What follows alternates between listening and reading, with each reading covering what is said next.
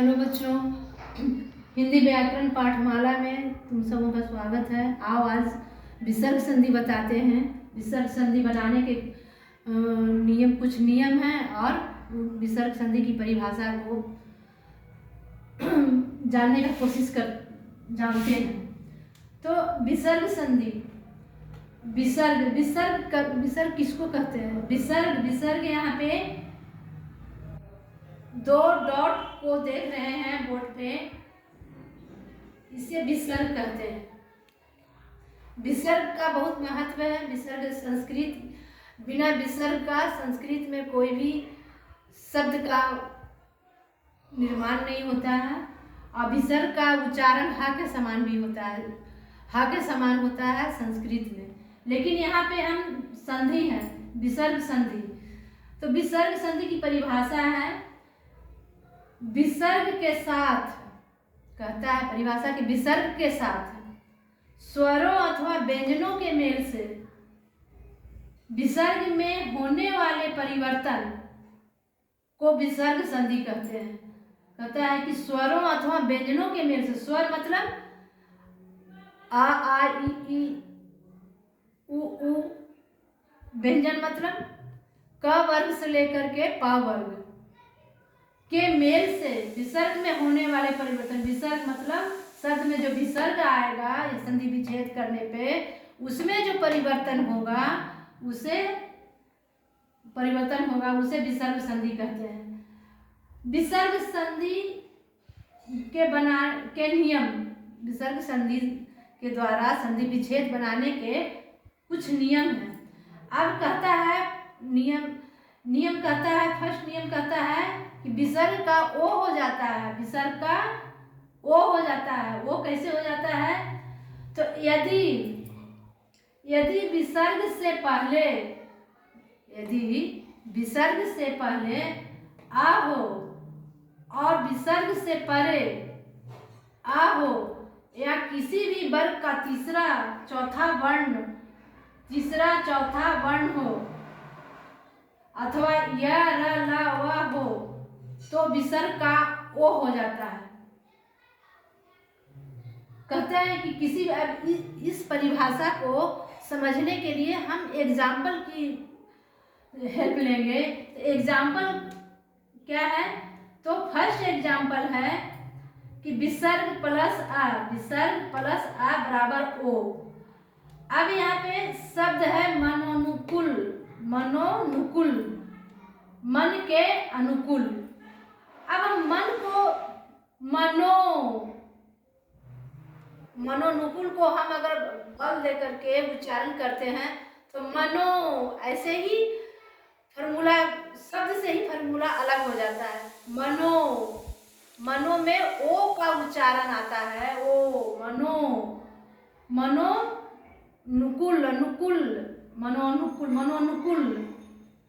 तो मन, तो ओ का उच्चारण होता है। अब इसको संधि विच्छेद, मनोनुकूल का संधि विच्छेद करते हैं तो मन जोड़ अनुकूल।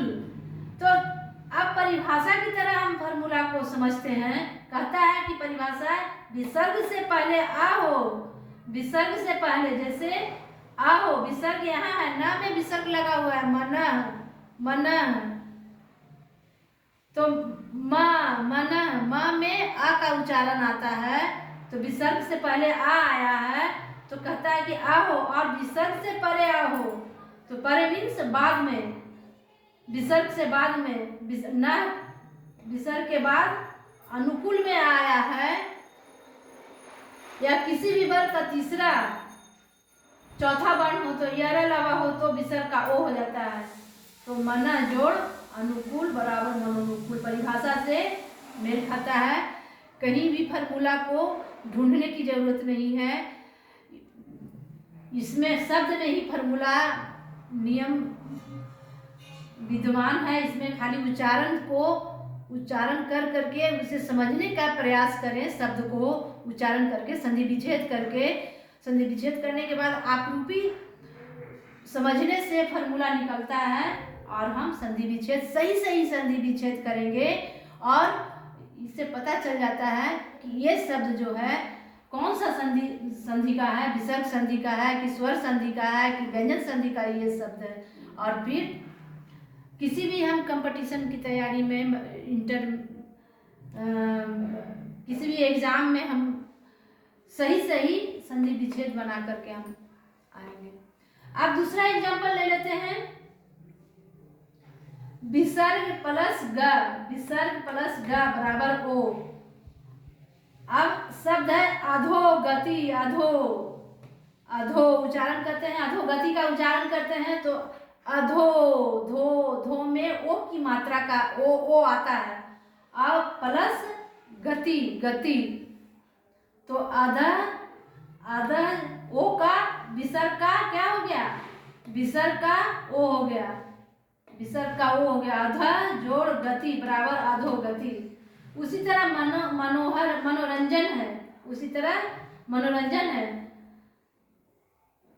फॉर्मूला के अनुसार विसर्ग और विसर्ग प्लस बराबर ओ हो जाता है।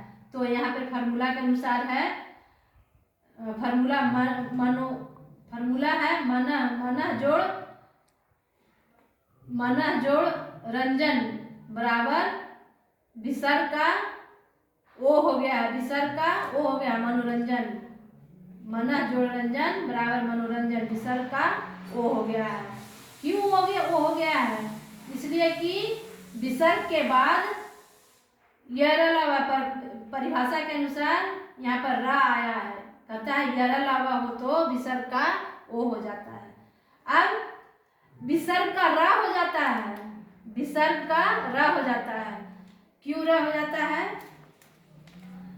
तो यदि विसर्ग से पहले, यदि कहता है परिभाषा कि यदि नियम कहता है कि यदि विसर्ग से पहले आ को छोड़कर, क्या कह रहा है, आ को छोड़कर, आ और आ को छोड़कर कोई दूसरा स्वर हो, कोई दूसरा स्वर हो, तो विसर्ग से पहले कोई स्वर हो और विसर्ग से पहले मीन्स बाद में भी अगर कोई स्वर हो तो हो, या वर्ग का चौथा, तीसरा, चौथा या पांचवा वर्ण हो अथवा यरलवा हो तो विसर्ग का रा हो जाता है। कैसे रा हो जाता है? तो आ को छोड़कर मतलब ई उ ए री अगर आए, पहले आए तो, और नहीं तो फिर वर्ग का मतलब का वर्ग का तीसरा, तीसरा, चौथा, पांचवा, ग घ अंग, च वर्ग का च छ ज झ इ अथवा यरलवा हो तो विसर्ग का रा हो जाता है। अब एग्जाम्पल से यहाँ पर समझेंगे, विसर्ग का रा हो जाता है। विसर्ग प्लस आ बराबर रा। शब्द है निराशा का संधि विच्छेद करेंगे, नी जोड़ आशा, नी विसर्ग से पहले आया है ना, ई आया है, निराशा नी है, विसर्ग से पहले ई की मात्रा आया है, हरस ई आया है, हरस ई, तो इसलिए नी प्लस आ तो विसर्ग का रा हो गया। उसी तरह विसर्ग प्लस ज बराबर जल। शब्द है दुर्जन का हम संधि विच्छेद करते हैं तो दू प्लस जन बराबर दुर्जन। दू का विसर्ग का यहाँ जल हो गया है। अब उसी प्रकार विसर्ग प्लस वी बराबर वीर। शब्द है निर्विकार का संधि विच्छेद करेंगे तो नी प्लस विकार। यहाँ पर भी नी छोटी ई की मात्रा आया है, छोटी ई की मात्रा है नी में लगा हुआ, तो कोई स्वर आए, परिभाषा के अनुसार कोई स्वर आए तो विसर्ग का रा हो जाता है, तो नी प्लस विकार बराबर निर्विकार। अब उसी तरह विसर्ग का तलावी सा और मूर्धनी सा हो जाता है, विसर्ग का तलावी सा और मूर्धनी सा हो जाता है। अब यहाँ पे विसर्ग से पहले ई या उ हो और बाद में क ख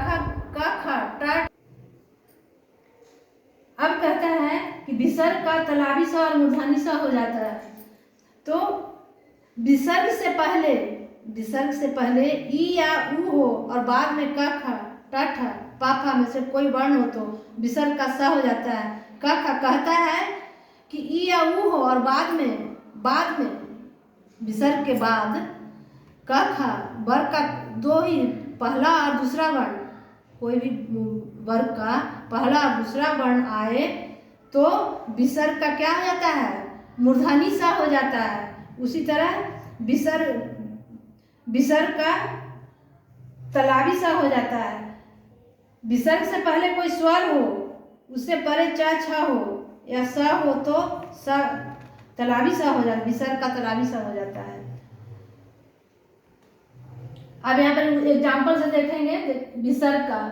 विसर्ग प्लस च बराबर स तलावी स, तो नी जोड़ च विसर्ग का तलावी सा हो गया है, निश्चय बना है।